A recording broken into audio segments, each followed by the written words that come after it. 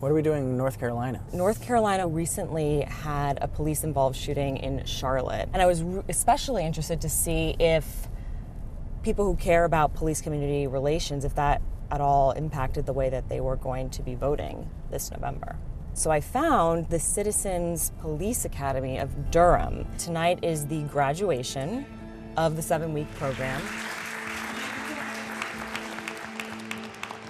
At first, I was just like most of the citizens of Durham, didn't trust the police, felt every one of them were racist, especially with everything that's going on in the world today. Sherry Eubanks isn't alone.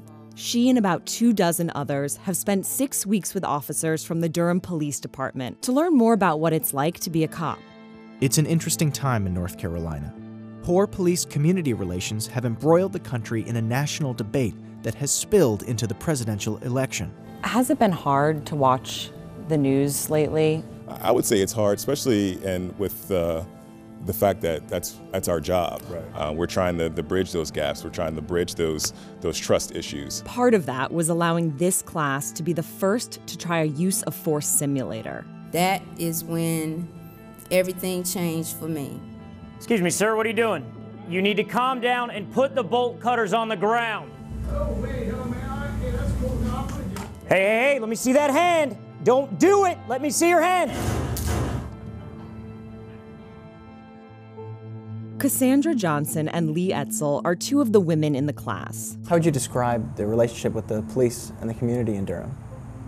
I don't think there's a bad relationship, but I think that with what's going on nationally, I guess people are a little nervous that they don't want it to come to our area.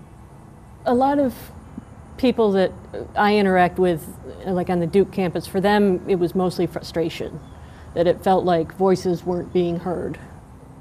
November is an opportunity for both of you, for all of us, to take a stand. Right now I'm undecided just because I don't feel comfortable with one, and one is just outright a no.